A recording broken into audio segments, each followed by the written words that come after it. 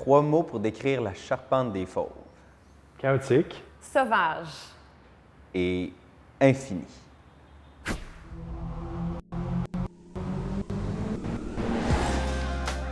On avait tous les trois, dans nos vies respectives, le projet de créer une sorte de charpente, un lieu de création. On avait cet objectif-là.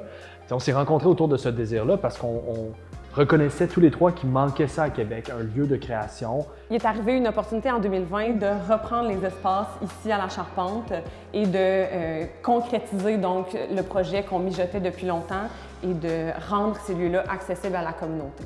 Une maison pour les projets qui n'ont pas de maison.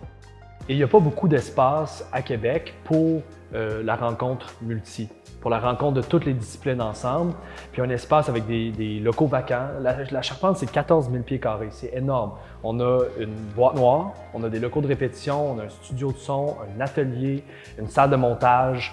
On accueille des organismes, le Pieux, Kinomada, plus d'une dizaine de travailleurs, travailleuses autonomes. Donc, c'est un lieu qui est fédérateur. C'est un lieu où le chaos peut régner d'une manière saine et heureuse. C'est un lieu où les gens peuvent faire naître une idée de absolument rien d'autre que l'idée elle-même. Puis c'est un lieu où on peut partager cette idée-là, donc sous forme de sortie de laboratoire, de diffusion indépendante. La Charpente soutient la diffusion également. Donc c'est un lieu important pour cette raison-là parce que le modèle qu'on est en train de bâtir, il est en constante évolution.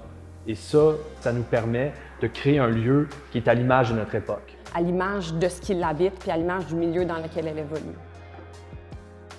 Il y a 2 projets principaux qui font l'objet de cette campagne, plus spécifiquement.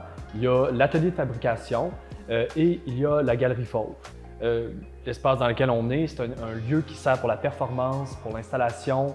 On aimerait le rendre encore mieux adapté pour accueillir des artistes visuels, mais aussi des artistes en art vivant, pour qu'ils puissent mener à terme des laboratoires de création dans un espace qui n'est pas une boîte noire. Et on aimerait aussi mettre en place un atelier de fabrication technologique pour les arts vivants.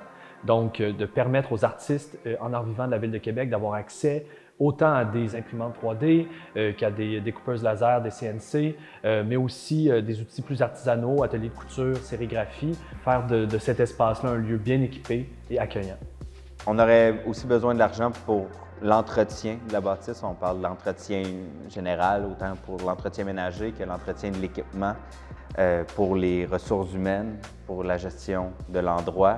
On fait appel à vous dans le cadre de cette campagne de sociofinancement pour soutenir la mission de la Charpente des Fauves, pour soutenir son équipe aussi dans la poursuite des activités de la Charpente.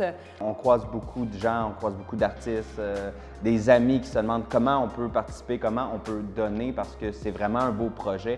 Bien, c'est le moment. Et comme depuis le début de la Charpente, chaque personne qui passe ici compte pour le projet, compte pour nous. Donc, chaque don compte et va permettre au projet de se concrétiser. Donc, merci beaucoup.